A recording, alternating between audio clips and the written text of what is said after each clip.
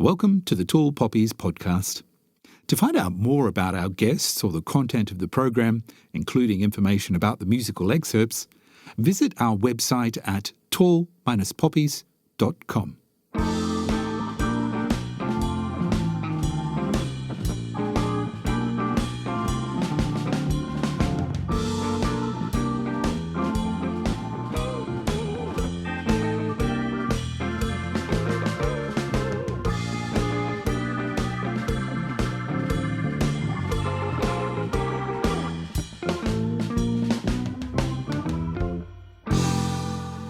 Hello, Brendan O'Shea here with another edition of the Tall Poppies podcast, this time with Brisbane-born composer and violist Brett Dean.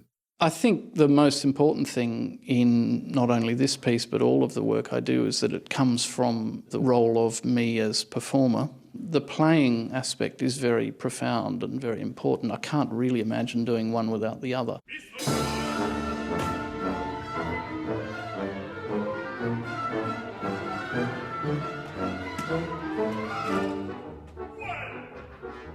In just 2 decades, the musician Brett Dean has risen from being an orchestral violist who once wrote music on the side to one of the world's most celebrated composers. In fact, Brett Dean's music is championed all over the world by orchestras and leading conductors, including Simon Rattle, Andres Nielsen, Simone Young, and Daniel Harding. Brett grew up and was educated in Brisbane before moving to Germany in 1984, where he became a member of that prestigious music ensemble, the Berlin Philharmonic Orchestra. It was in 1988 he began composing, initially working on experimental film and radio projects, but also as an improvising performer. Among his most significant early works are his clarinet concerto, which he wrote in 1995, and the work Carlo, which features strings, sampler and tape, and was inspired by the music of the Italian Renaissance composer Carlo Gesualdo.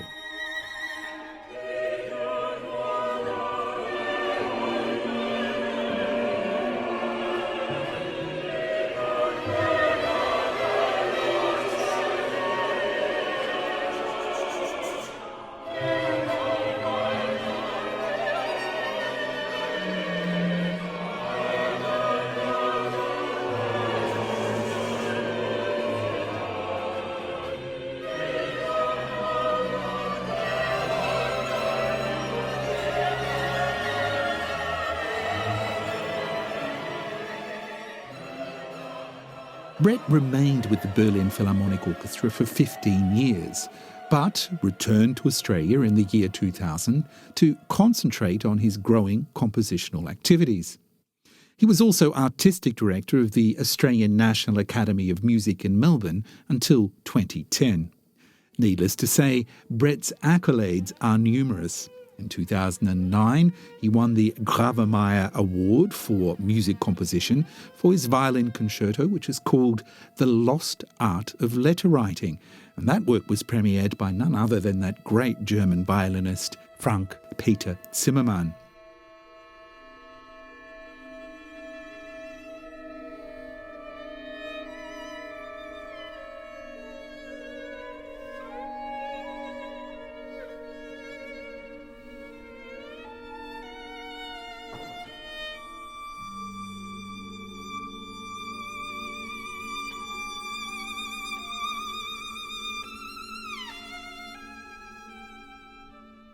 And in 2016, the Australia Council awarded Brett the Don Banks Music Award, acknowledging his sustained and significant contribution to Australia's musical scene.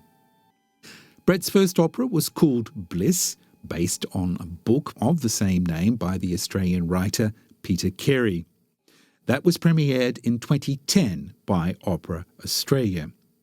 Then, in 2017, his second opera, Hamlet, was premiered to much acclaim at the Brisbane-born Festival.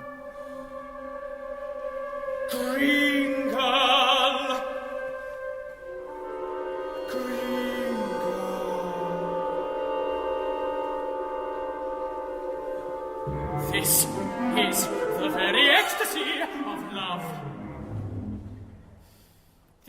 very ecstasy of love.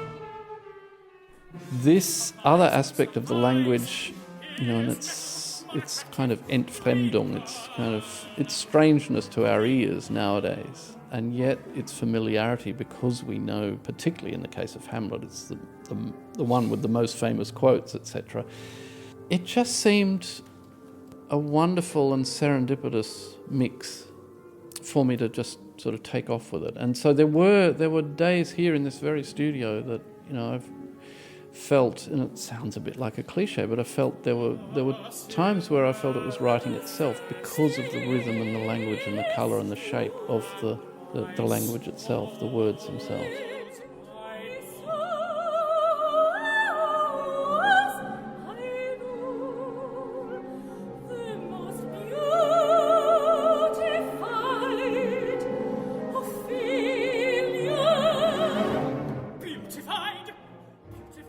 Well, with many compositional commissions in the pipeline, Brett still continues to perform as a violist. Incidentally, he's also written a concerto for that instrument, and he's also a busy conductor. However, in the midst of this remarkably full career, I did manage to catch up with Brett Dean one winter morning in his Berlin studio.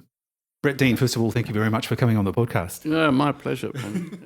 Been away for so many years, since 1984. When you think of Australia, what do you think of? I think of warmth, mangoes, cricket and possibility. Bowen mangoes by any chance? Yeah, Kensington Prides they're called nowadays, but yeah. Only Kensington Prides. And when do you know you're an Australian? I know I'm Australian when I hear cricket on the radio. That really sort of chimes in a way that nothing else does. And I'd like to go back to actually 84. Now, I'm wondering how it came about that you decided on Berlin. Somebody with your abilities as a viola player that made it into the Berlin Philharmonic Orchestra. You could have gone to London, you could have gone to New York. Was it Carry On that perhaps brought you here? Not Carry On specifically, but it was certainly something to do with the style of music making and the energy of music making here. But it was specifically a viola player called Wolfram Christ, who was teaching here at the Hochschule, in fact, just across the road from here in Hardenbergstrasse. And it's kind of ironic that I'm now in a studio that's only a few feet away from where I first turned up and had to enrol and all of that. But yeah, it was through meeting Wolfram Christ in Australia. At the time he was married to an Australian. And that was the connection, really. And so I played for him in a couple of master classes in Sydney. This is back in probably 82. And at that time, he already said, look, if you make it to Berlin, I'd keep a place in my class for you. I mean, obviously, I then had to go through the normal ritual of acceptance and audition and so on, but I came with a fairly good chance then of being in his class, and he in turn was at that time the newly appointed principal viola of the Berlin Philharmonic, and it's through my studies with Wolfram that I ended up playing in that orchestra. That's right. I think if I remember rightly, Wolfram was married to one of the Tanzeburek sisters, right? That's right, yeah. Okay, so that was the connection with Australia, that famous Australian oboe player in Adelaide, of course, and he had two daughters who both play here, as far as I know, yeah? Yeah, she Tanzeburek, Czech-born, yes. A legend of the instrument, and was then living in Adelaide. And his two daughters both lived here in Germany at the time. Sandra also still lives here in Berlin. I guess you obviously were well prepared. You came through, of course, that Queensland school in many ways, John Curro, Elizabeth Morgan, and that whole sort of Queensland Youth Orchestra. We know all of this. Did you feel well prepared professionally when you arrived here? That's a very interesting question. I think in some ways, yes. I have to say what I did notice fairly early on was that, and this was only confirmed more by my time in the orchestra, that teaching here was at a very high level in some ways. It was very rigorous. It sort of set people up with good techniques. But what it wasn't as good at in my opinion, was giving a broad view of music and its possibilities. And so you'd often get string players coming to auditions, and it was really apparent that they'd prepared and perhaps spent years of their studies preparing a classical concerto and a concerto nach freier Wahl, of their own choice, and a few orchestral excerpts. And that was, in a sense, there was this feeling that was learning an instrument. In order to just get enough miles, the hard yards of learning how to get through an audition. But it wasn't necessarily, in my opinion, the kind of broad knowledge base and curiosity that I felt very much had come from my time, particularly at the Queensland Con, and as you say, with John and Elizabeth Morgan, John Currow. That I felt, I must say that the Queensland Youth Orchestra experience was an incredible foundation of then going into the profession. I absolutely, the Australian Youth Orchestra as well. I didn't really get that feeling. I here in Germany, I felt that there were some great instrumentalists, and you would also get these certain types that had that burning curiosity, and I sort of gravitated towards those players. A few of whom I met in my first gig here in Germany before I played with the orchestra was in the chamber orchestra of the Junge Deutsche Philharmonie, which then eventually became a professional full-time orchestra and is now called the Kammerphilharmonie Bremen. And that was sort of a gathering point for those players that really wanted to take it further and were interested in the sorts of things I was interested in. Zweite Wiener Schule, the second Viennese school, and new music and old music, and just sort of pushing the boundaries beyond learning your classical concerto and your other concertos so that you get a job in a good orchestra. So I do think, yes, I felt in that sense very well prepared. In other ways, I had work to do technically, but at the same time, I felt always that I'd been well set up right from the start from my studies with Elizabeth Morgan and John Currow, for sure. Of course, the Berlin you landed in 84 is a very different Berlin to today. Of course, that's stating the obvious, but there is, of course, that wall still existed. There was the Hans Eisler Conservatorium on one side of the wall, the UDK, the University of the Arts, on this side. How much contact did you have with the East in those days? Well, my wife Heather and I mean, she came here as a visual artist, and so we were at the same Hochschule in different faculties. And she and I actually had the great fortune of getting to know a family on the other side of the wall, again through Australian friends here. And we met the family of Rosie Starker, who was a prima ballerina of the comic opera ballet. So through that connection, we had a glimpse of East Berlin and East Germany that a lot of West Berliners didn't know about. We were regular guests at Rosie's place, and the sort of traipsing back to Friedrichstrasse and crossing the border just prior to midnight before all pumpkins, all carriages turned to pumpkins or whatever. That was part of those early years and our early experiences of living in this divided city. So we really did experience that, and that was incredibly telling. I mean, above all, over on that side, there was just this incredibly close-knit community around Rosie in particular, and the arts community especially, but also, generally people gathered and talked. And any chance, relatively undangerous way to meet Westerners and to talk with them was incredibly vital to people over there. Otherwise, all they had to go on was Western television, which was also monitored at schools. They would check with kids whether they'd been watching certain Western programs, and that would then lead to a reprimand for the parents and retraining or God knows what. So, we were very aware of its divided status in a very palpable way, and we were standing in that queue at Friedrichstrasse on many an occasion, being sort of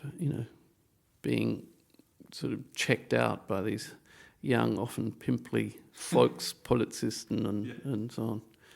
Indeed, what an incredible time. What I'm interested, though, in is, of course, going back to that building there and of course, the Berlin Philharmonic, which is built more or less right on the border of East Germany, the eastern part of Berlin, and as a sign, in many ways, to the east about just how big and grandiose it can be in the west in some ways. You landed in there, this young fellow from Queensland, and tell us about the audition. Well, I must confess, Carry-On wasn't at my audition, and by that stage of his career, and also due to his sort of failing health, he was not as present by that stage. But, you know, I certainly did meet him and had to play up the front of the section on a few occasions so that he could suss me out and that sort of thing. But yeah, it was an amazingly, well, a memorable occasion, obviously. It's quite a few years ago now, but I had been playing there quite a bit the few months prior to auditioning. So I don't know whether that was an advantage or not, because in a way, the more you know about the place, the more you have invested in it, and potentially the more nervous you get because of it. But I think also I was young enough and full of myself enough to kind of, you know, ride above that. But yeah, I mean, it's an amazing process, and one that I've spoken about with, you know, Australian orchestral representatives on many occasions, because I think it is the way to go, that an entire orchestra is part of the decision-making process, not just a committee from within the orchestra to decide, you know, who your colleagues will be. And so, you know, there's not necessarily the entire orchestra there, but there's, you know, a good percentage of the orchestra sitting there. So in a way, I felt that made it feel more like playing a concert and less like being in an audition panel situation, which can be quite confronting. Partly also because, you know, my experience of auditions up until that point was they were always in small rooms that never sound much good. And, you know, it's kind of daunting because of its proximity. Whereas here, you know, you're playing on the stage of the Berlin Philharmonic Hall, which sounds great. If nothing else, it's for those contestants who come along and perhaps that's the only 3 minutes of their lives that they ever play solo on the stage of the Berlin Philharmonic. That's a memorable experience in itself. So, you know, it's felt, and I tried to think about it more like playing a recital, albeit with a particularly, you know, sort of high-level audience. Well, indeed, a very high-level audience indeed.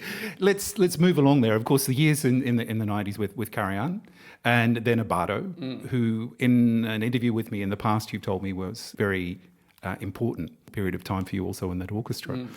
But it was already in 88 that you started to compose. You were playing in a band and you were improvising, and I'm wondering, knowing Germany as I know Germany, how open you could be about these sort of little other activities of yours within something like the orchestra. Say, oh, well, I'm going out to, you know, I'm getting my tux off this evening and I'm going to go and play in a band and, you know. Yeah, I mean, it was unusual, but it was something that I was quite happy to talk about with colleagues, and on occasion some of them would come along and check out what I was doing.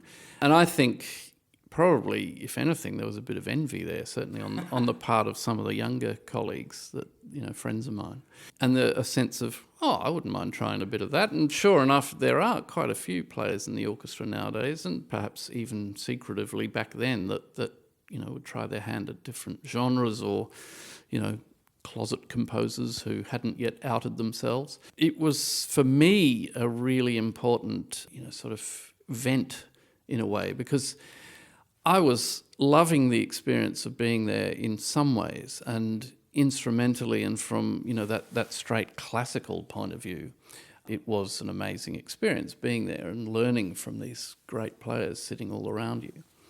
And I really did make use of that. I'd have lessons with more than just Wolfram. I had chamber music lessons with a dear colleague from the viola section who'd been in a quartet for many years himself, Siegbert Überscher, and, you know, took the opportunity to play for people, and that's how I met George Kortag, the Hungarian composer. So, you know, I was loving it in some ways, and yet also aware of its rigidity and its conservatism and its sort of straight-lacedness. So the chance to then play in this band. I mean, it seems funny to refer to it as a band. It was basically Simon Hunt and myself. Simon Hunt, aka Pauline Pantsdown. I'm sure I've relayed this story to you before too, but he and I started improvising. Ostensibly, I mean, we'd met because his family were good family friends of Heather's family, and so he came to stay with us when he first arrived in Berlin as a member of a pretty sort of straight down the line pub rock band that were trying their luck in Europe. But he wanted to put together some music as a sort of off-Broadway side project that he was doing music for an experimental film. He wanted some string sounds. And in the course of doing a few days in a studio with Simon, it actually ignited this I think, latent desire in myself to write music. And so what started as improvising turned into, more formal laying down of certain ground rules for an improvisation, and from there into actually, preparing stuff and notating it.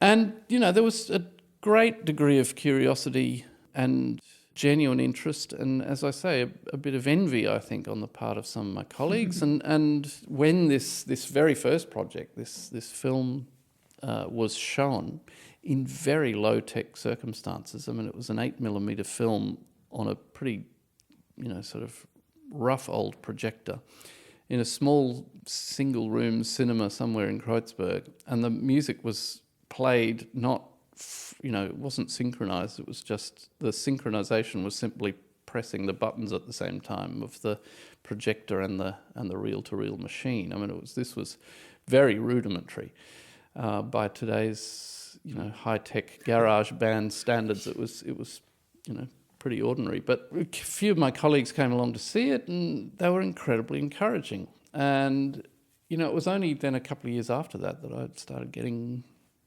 queries about writing pieces for them, the 12 cellos, for example, and so on. So it was a very formative time. And I must say that sense that you hinted at of, taking the tails off and going off to Kreuzberg to play some bizarre gig in some of these dives of places that, some of them looked like the war had just ended the weekend before. It was just rubble in some of these cellar rooms of some of these alternate performance venues. It was really fascinating. All the while, of course, something that you also told me last time we chatted was that what's been very important for you is you've mentioned her a few times, your wife, Heather. The fact that she's a visual artist, the fact that she's all the time confronting problems about creating various things in various ways in a different way to an interpreter, a musician. And then for you to take this leap and decide to compose possibly had a little bit to do with that as well. You and Heather have spent a lot of time looking at galleries and of course her exhibitions and all the rest of it. That must have had quite an influence on you, I take it. Oh, huge. I mean, I'm sure that without Heather's input and living alongside a creator as opposed to a recreator that I felt very much I was at that stage. Without that, I wouldn't have turned to composing. And in many ways, there were great similarities anyway in her working process and how I saw the composing evolving in myself, particularly in the early time where, together with Simon Hunt, we'd build pieces layer upon layer, which was very, very similar to what Heather was doing in preparing canvases, putting these underneath layers on first, and then sort of taking it from there and building pieces on that platform. And that was very palpable in making pieces in this way, where you sort of do it track by track.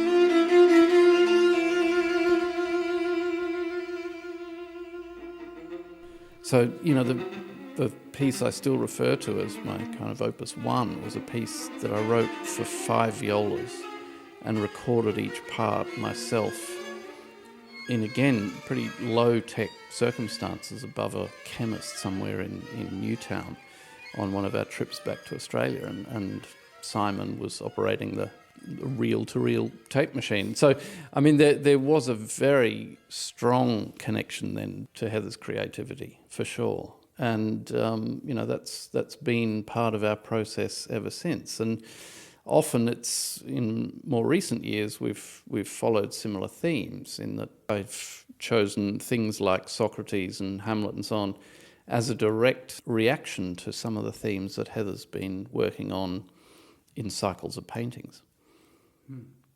That'd be interesting. Let's look at one of the early works, that being Carlo, of course. You've mentioned tapes and sampler and strings, and what you didn't mention was a Renaissance composer. Yeah. Well, I did mention earlier that, it's interesting because it was that fascination with all sorts of music that I was talking about that I missed here in some of the musicians I came into contact with in the classical world. They were interested in that central repertoire that's the core of orchestral music, but they wouldn't know of Carlo Gesualdo, for example, or newer music either. And I still find that in discussing, repertoire, for example, with members of the orchestra, this kind of still quite toxic reaction to playing too much new music, in their opinion, particularly now with somebody as open to the world of music as Simon Rattle, and doing lots of commissions and so on, which is, the way it has to be for the art form to survive, but that kind of encroaches too much on a very, in some cases, very narrow worldview of music. But anyway, so I was introduced when I was still in Brisbane to this remarkable sound world of Gesualdo, and that piece was in many ways, yes, a very important crossroads for me. It was a project that sort of brought both worlds of mine together. I was commissioned by the Australian Chamber Orchestra, so I was writing ostensibly for a classical string group. Nevertheless, one that also had this already then a very open attitude to older music, new music. Richard Tognetti was, had taken on the ACO and burst the boundaries of what it was capable of. And at the same time, it was also a project that I realised with Simon Hunt, who ultimately assisted by doing the programming of the sampler part and played in the first performance. So it was this kind of meeting of these two worlds, and in many ways the point where I realised I've got to take this seriously and do it as my main thing.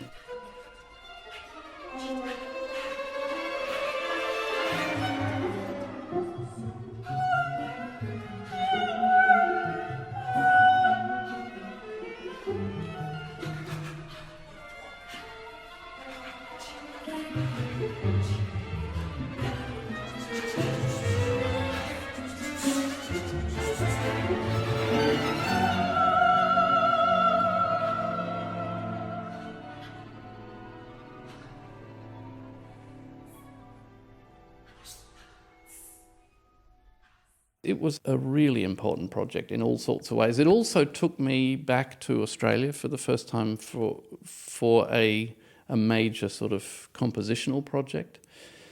And that in itself was also really, really stimulating. I saw Australia with new eyes and in a new light. What Richard and the ACO were doing to music making in the country was incredibly exciting, still is. It was a real sort of pivotal moment.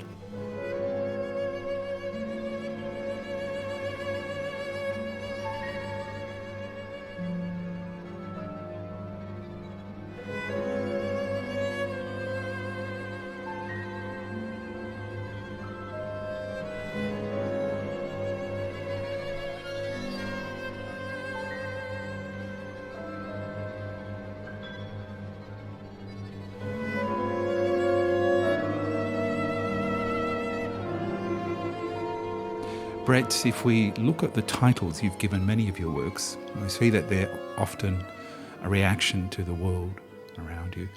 sometimes reflective or nostalgic, like your violin concerto called The Lost Art of Letter Writing. Sometimes you have funny names like 12 Angry Men, which is a piece written for 12 cellos. Then there's also a number of more solemn titles like Three Memorials and Between Moments.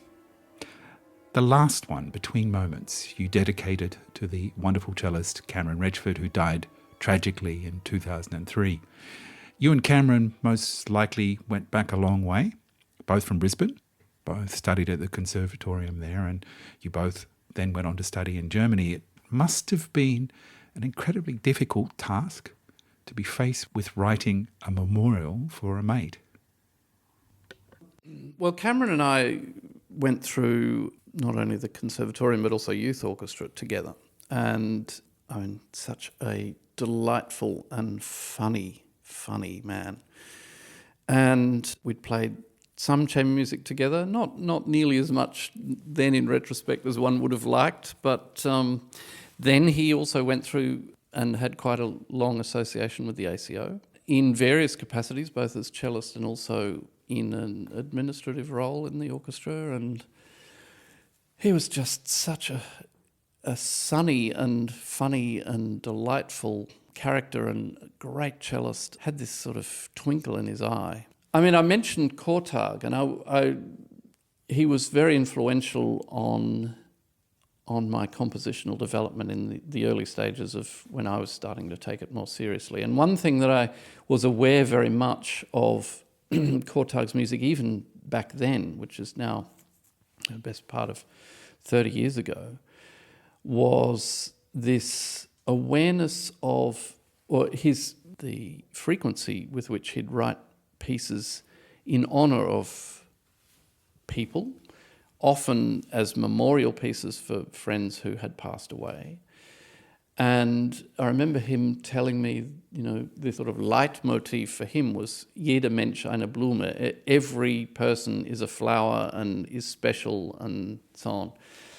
And indeed, I played quite a few pieces of his that fitted into that mould as well. Solo viola pieces. I remember premiering a major string trio piece of his called Signs, Games and Messages. And the message thing was very important for him, and it still is. The sense of putting out messages of love, of remembrance and so on. I mean, I could see that in the context of an already at that stage older composer. Kortag was already then in his 60s, approaching 70 even. And he was already in that demographic where friends and loved ones are passing away. The shock of Cameron's death and the sense of compulsion to capture something of his spirit in sound sort of put me in this time of, hang on a minute, I shouldn't be writing memorial pieces already at this stage in my life, particularly not of contemporaries of mine. But I was compelled to do it also because it had been an opportunity to write a piece for the Queensland Youth Orchestra for John Currow.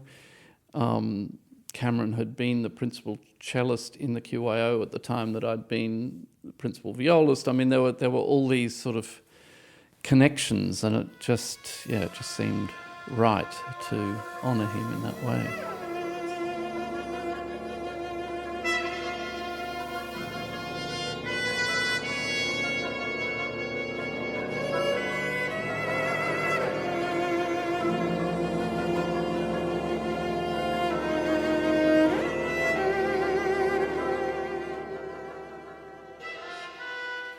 Your encounters with Kortag, what sort of a teacher was he? Was he a mentor? Was he somebody who just let you look on as he worked, or how was it?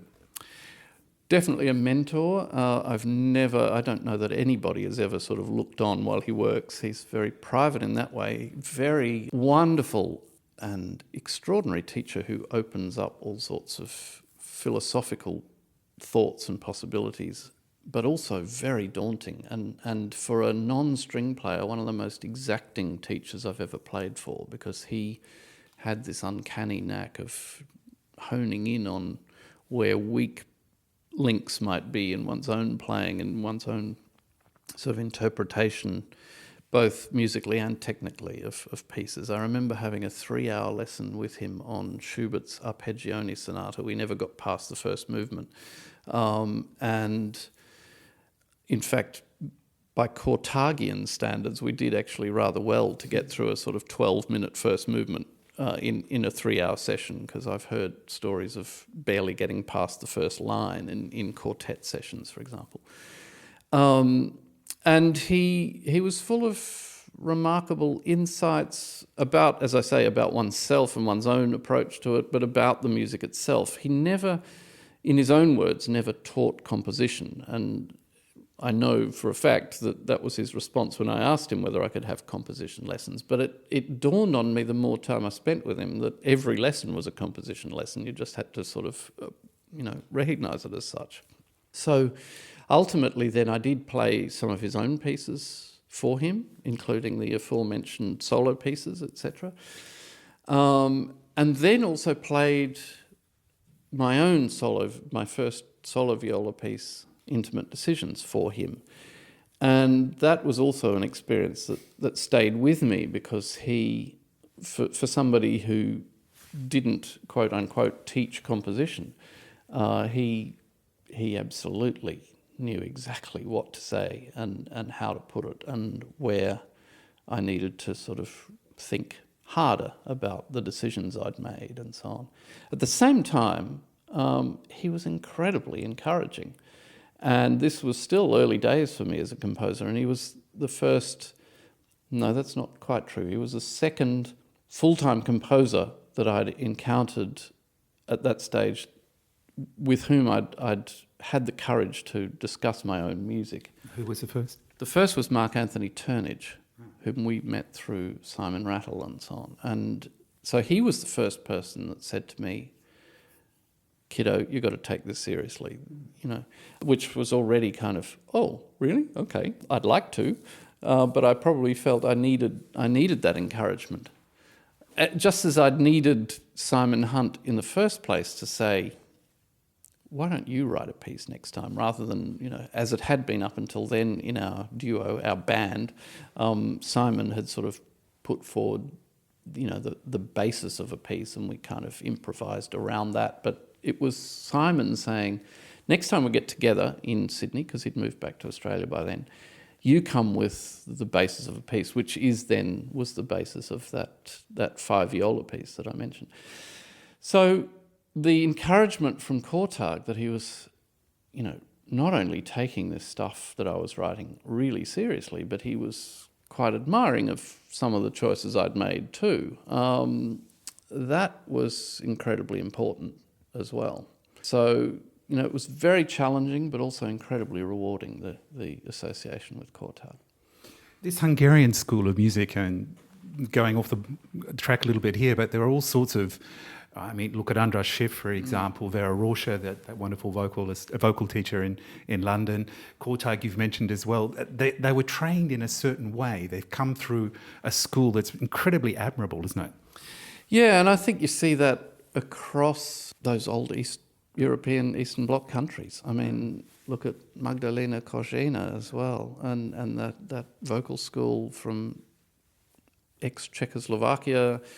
And again, our dear friend Rosie in East Berlin, and the training that she had as a ballet dancer, that there's just, no nonsense, and you work hard as the first basis is just hard work and working out how you are with that. It's just great for self-discipline above all. I'm sure they are always incredibly strongly disciplined and physically strong people in my experience. Also, Kortag's fought off cancer and is still going at 91, determined to finish this opera he's writing, this Samuel Beckett opera. Oh. And, there's just this incredible drive and core to how they want to express themselves that, I think we can learn a lot from that. Let's get back to some more of your works. If we look at an early work from you that was another important one was a work for clarinet, one might think that possibly at the back of your mind there would be your brother, Paul, who is, of course, a phenomenal clarinet player. Other musicians have played quite an important role as far as inspiring you to write works for them. Is that would I be right in assuming that sometimes you've got them in your mind when you're writing the work? Oh, absolutely. I mean, you're talking about Ariel's music, which is actually just over there because I'm conducting it next week in Dublin. So that's very apropos. I mean, the more you know about an instrumentalist, particularly in the light of a solo piece or a concerto or something like that, the more you know about the player, the more detail you can bring into it, and the more depth there is in the relationship to the material you're using and creating, I think. And so in that instance, I remember also sending. So this will date us both as well, both myself and Paul. So at that stage, I was sending page by page, faxing it through to him in Brisbane, and he was then recording it onto a cassette tape and sending it back by snail mail. It just seems like, it was last century. Oh, it was, yes. And I mean, I remember then when I sent him the first draft of the big cadenza that happens at the end of the final movement. He just sent back a single page that said, "You are an absolute expletive deletive," and as only brothers can mean it. And, I mean, that was an incredible. It was my first solo concerto. In fact, it was my first ever orchestral piece. So, talk about learning experiences. That was, as good as it gets. And just hearing these early recordings back then of him coming to terms with the material I was writing and working out, okay, what amongst that is stuff that obviously Paul still needs to work out himself, but also what can I learn from? Where can I dig deeper myself? And that's always still the ongoing challenge with hearing a piece for the very first time. First rehearsals are really pivotal and hard work for composers, I find, because you've really got to sort out the fact that an orchestra is sight reading, so you've got to take that into account. And so the more you sort of know about what that is like as an orchestral player, the more helpful that is for myself as a composer to sort of work out, okay, they'll sort that one out, but here, this passage I need to work out, what's wrong with that? So those sorts of issues are incredibly insightful, formative, educational. How was it growing up with a sibling that was pursuing the same sort of career? Okay, different instruments, but both of you pursuing similar things in many ways. I mean, first of all, you've mentioned it now, he's the person who came to mind for you to write your first big orchestral piece in that respect. Was there also other difficulties along the way? Oh, well, there were three of us. I mean, Our older brother Craig was an oboist. He's since actually moved on to other things in psychology, psychiatry and counselling. And, I mean, for me, that seems like a very natural step for an oboist to take because, it's a kind of strange instrument. But then I'm a viola player. Who am I to talk? You have a heap of oboists just hitting their iPads at the moment. Yeah. I mean, I'm sure every instrument has its kind of, its Tücken, its particular traits and quirks. We'd egg each other on, I think. I remember Craig started at the Con as my older brother. We all went through the conservatorium. I mean, talk about a monomaniacal family. And, he'd already been at the Con for 2 years by the time I started there. And he was also very disciplined. I remember him going into the Con early, well before the first lecture. He'd sometimes be in there at 7 or 7:30 and get quite a bit of practice done before official things started at 9 or 9:30. And So I slotted into that, and we'd go in together, and that was great. That set me off absolutely on the right footing. And what's more, he knew the run of the place, so he kind of made it a lot easier for me. By the time I got there, I kind of knew quite a bit about how it was going. And I'd seen productions of operas that he was playing in, or, concerts obviously as well. And, I remember at the time in his, I think, second year, he was taking part in a production of Britain's Rape of Lucretia. And I remember him, sort of saying across the dinner table at night, "Oh, I've got to go in tomorrow for a rape rehearsal," things like that, Okay, right, if you must. That was incredibly exciting to sort of slot into something that my older brother had already prepared in a way, or done the hard yards in some way, and then so it seemed almost Paul was condemned to a life in music by that stage. But no, I mean, it was a great relationship at home.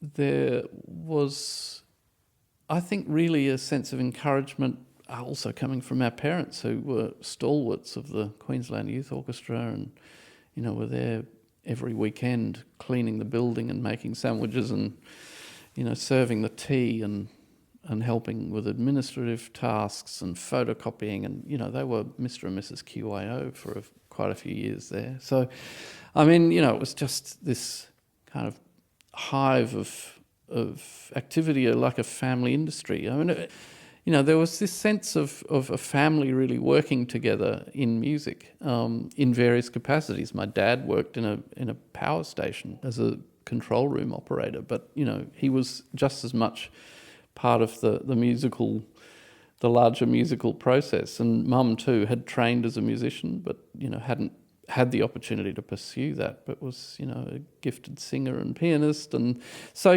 there was this sense of just music being at the centre of our lives.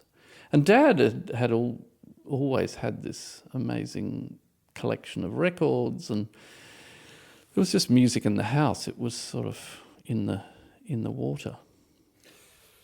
When you decided then, after all those years in that wonderful ensemble, the Berlin Philharmonic, to actually go back to Australia and decide to focus seriously then, full-time on composing, quite a brave decision, but the fact that you went back to Australia, was as perhaps a safe area for you to explore a little bit, somewhere you felt good, or was there another reason? Did you need to? That's a brave decision to lead the Berlin Philharmonic Orchestra. Yeah, I think probably the sense of upping and moving was an important part of it. It could have been elsewhere, but I think also our two girls at that stage when we moved back home were 9 and 7 years old. And so there was a sense also of offering them an opportunity to get to know Australia and their extended family while they were still kids.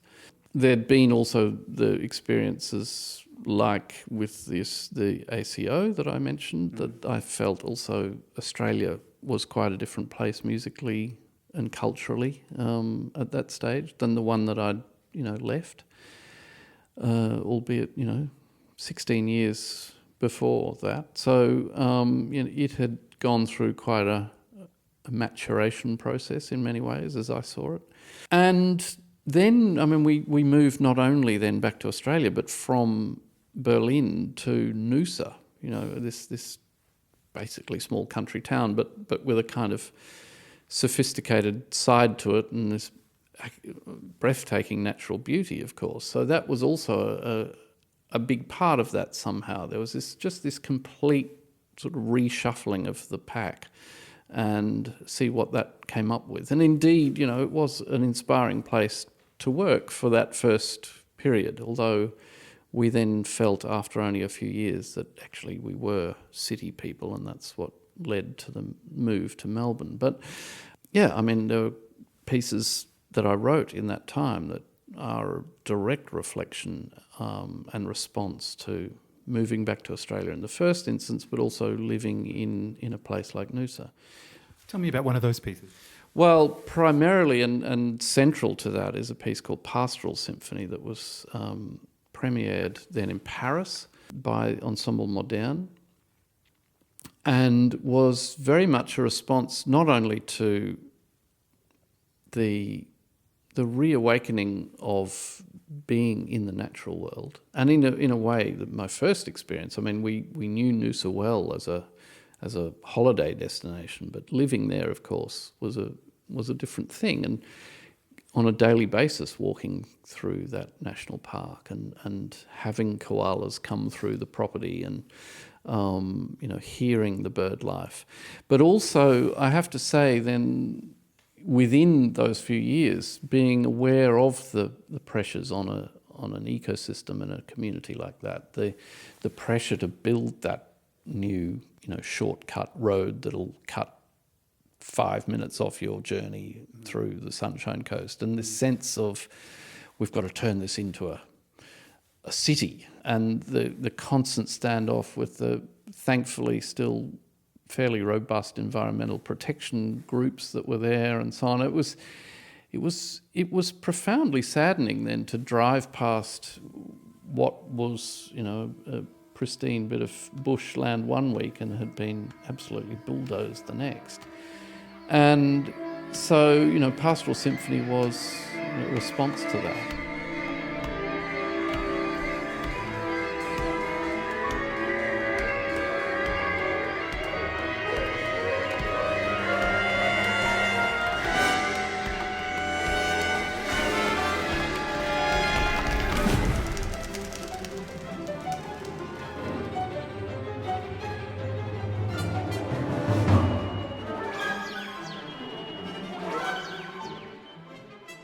But at the same time, I was wary of not just going down this sort of only a tree-hugging path, because obviously urban activity and people being together is a positive and wonderful thing too. I didn't want it just to sort of be bushland is great and cities are all bad, because obviously cities bring with them a great sort of dynamic and energy. So the piece sort of goes through quite a few struggles in a way, an encroaching sense of urbanisation, but with it that brings a kind of energy as well. So, but that was the piece that resulted from all of those thoughts, smashing around my head in those first couple of years back in Australia.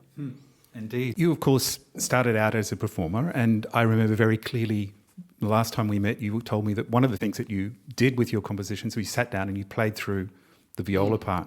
We were talking at that stage, of course, about your opera, your first opera, Bliss, where you'd gone to an Australian, Peter Carey, and taken his book and turned it into an opera. In the meantime, Hamlet came out. Let's say it's something you've been working on for a long time, but had its major premiere in 2017. Tell me about the process between that first opera and then that second opera, because there are all sorts of things for us as listeners that we hear, developments and vocal line and all sorts of different things have happened in your music in that process. Well, I think also the biggest difference between the two is language. And I must say, as I mentioned earlier also, that the lead for embarking on the Hamlet journey very much came from Heather and another person. In fact, ironically enough, a friend of ours in Denmark was the first person that proposed the Danish play as the basis of an opera. My first instinct was, oh, that's a bit big. Felt almost like Celeste Patterson. Oh, that's a big one, Goff. I was a bit daunted by the thought, and I thought, oh, really, Hamlet? Oh, that's big. And Heather's response was, oh, that's fantastic. What a great idea. And she started, getting into rereading the play and embarked on her first cycle of Hamlet paintings. And, she, in the end, has done about 5 different exhibitions of Hamlet-related works, the most recent of which will be actually shown in Adelaide at the same time as the opera itself at the festival now in March. Once I then warmed to the idea and thought, yes, I can see this working, and could see myself within this Shakespearean world, which at first I was it was all too much for me. It was the language itself that then drew me in increasingly, and I was, sucked into its beauty, but also its peculiarities, the bizarre characteristics of iambic pentameter to start with, and the fact that he keeps screwing around with those rhythms anyway. But it was just already such evocative language that was somehow also other, and its antiquated aspect, which still for many people makes a Shakespeare play a challenge, is actually, okay, what are they saying? I kind of know this language, but I don't. Once you sort of cross that threshold, it just opens up these possibilities, which I realised were also incredibly musical possibilities. And I mean, it's no secret that Shakespeare's words have been set ever since Shakespeare was first writing in his own lifetime. And many of the plays have songs built into them, of course. But it was realising also that there was something about that, and also with no disrespect to Peter Carey or Amanda Holden, who wrote this spectacular libretto for Bliss. But what I needed, I felt, and what I found then in going back 400 years, was the otherness of the language gave an abstraction that somehow the directness of a Peter Carey novel, for instance, didn't give me. In both cases, I wanted the music to be telling the story, and in many ways then that the orchestra is one of the chief, and in some ways at times the chief protagonist in the whole unfolding of the drama.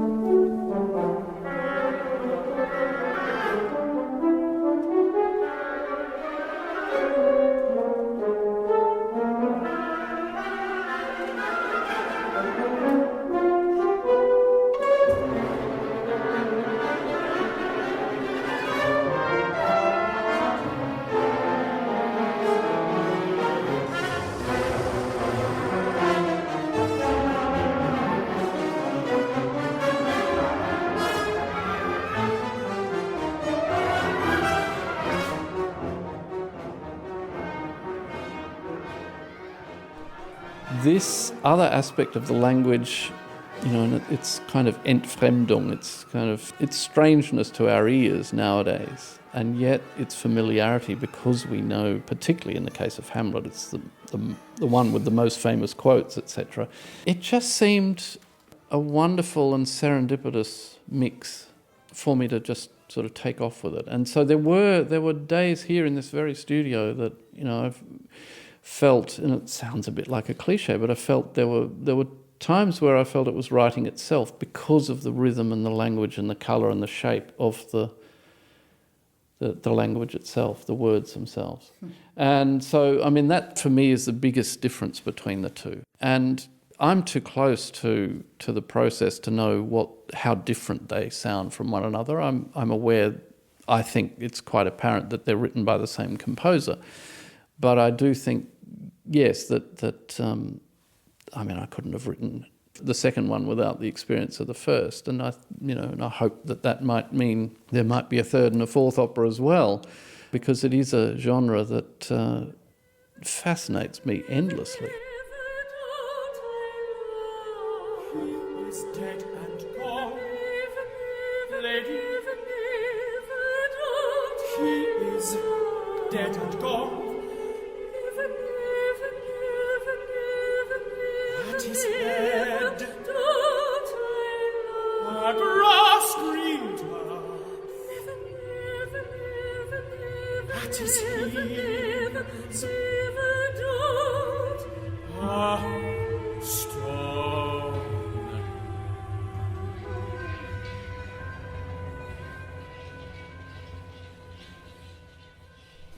Do you still sit down with your viola and play through the parts? I did get the full viola part of Hamlet. I asked for a copy of it, and I did sit down and try to play through some of it, but, it's pretty hard. I thought, I'll leave this to those that are actually getting paid to do this. Brett Dean, thank you very, very much for coming on the podcast, and all the very best with everything. Thank you. It's been a lot of fun.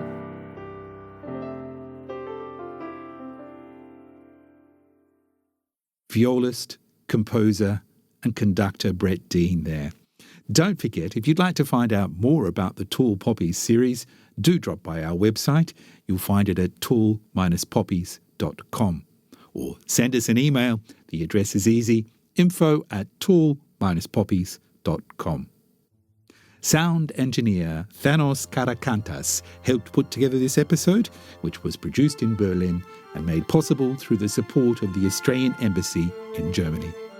It was nice to have you with us today. I'm Brendan O'Shea, and I look forward to welcoming you to our next Tall Poppies podcast very soon.